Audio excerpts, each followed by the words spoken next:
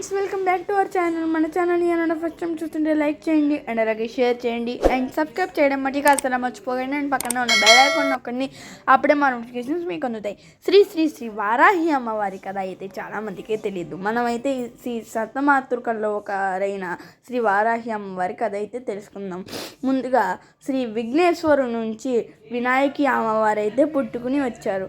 అలాగే సుబ్రహ్మణ్య స్వామి నుంచి కౌమారి అయితే పుట్టుకొచ్చింది.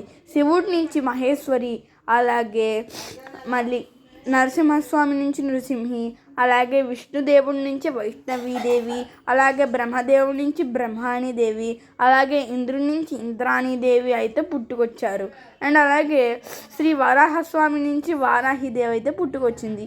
శ్రీ వారాహిదేవి అమ్మవారు కొలువై ఉన్న ప్రదేశానికి అయితే మనం వెళ్ళి తిరిగి అక్కడ ఉన్న ప్రాంత విశేషాలన్నీ కనుక్కొని అయితే వద్దాం. వారాహి అమ్మవారికి వివిధ అవతారాలు ఉన్నాయి. అవైతే ఇదిగోండి మీరు చూస్తున్నారు కదా, అవే శ్రీ శ్రీ వారాహి అమ్మవారి ఆలయం. ఇది కొవ్వూరులో ఉంది.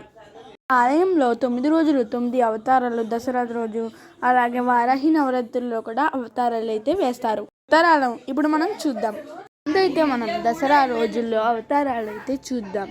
రోజైతే ధైర్య వారాహి దేవి అవతారం అయితే వేస్తారు. ఈ అమ్మవారు సోలం, వజ్రం, ఆయుధం అలాగే పట్టుకుని ఉంచుంటుంది.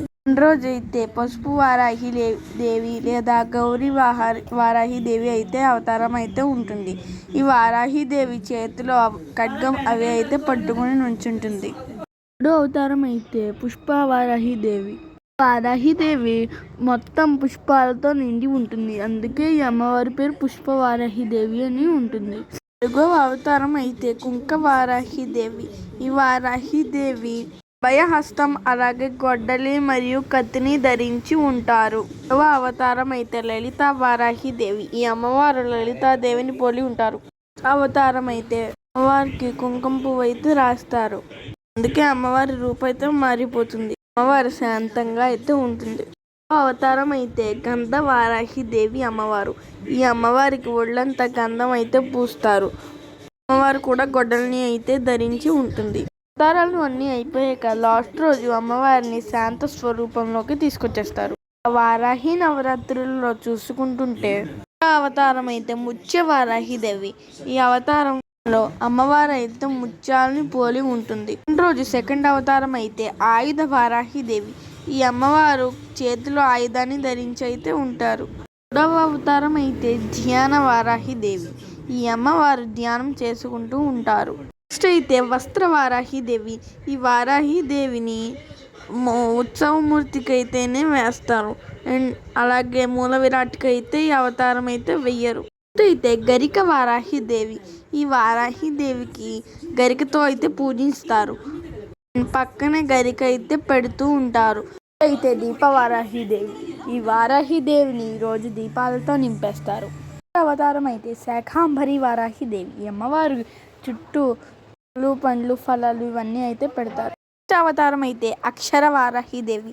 ఈ అమ్మవారు ఈ అవతారంలో దర్శించినప్పుడు ఇక్కడికి పిల్లలు వచ్చి దండం పెట్టుకుంటే వాళ్ళకి విద్య బాగా వస్తుందని ఇక్కడ నమ్మకం.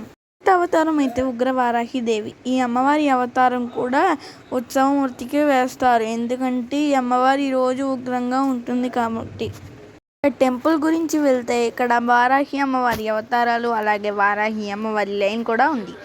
అలాగే ఇక్కడ కుంకుమ పూజలు అయితే కూడా జరుగుతున్నాయి. ఇదిగోండి బోర్డు పెట్టారు కదా, అవే. ఇక్కడ వారాహి అమ్మవారి విశిష్ట మంత్రాలు కూడా ఉన్నాయి. అది నేను ఇంకో వీడియోలో అయితే పెడతాను. ఇక్కడ వారాహి అమ్మవారి గుడిలో చెట్టు అయితే ఉంది. ఈ చెట్టు వేప చెట్టు.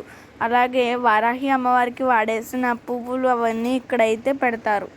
వీడియో చూసారు కదా, వీడియో నచ్చినట్టయితే జై వారాహి అని కామెంట్ చేయడం మటుకు మర్చిపోకండి. నచ్చితే లైక్ చేయండి, షేర్ చేయండి, సబ్స్క్రైబ్ చేయండి.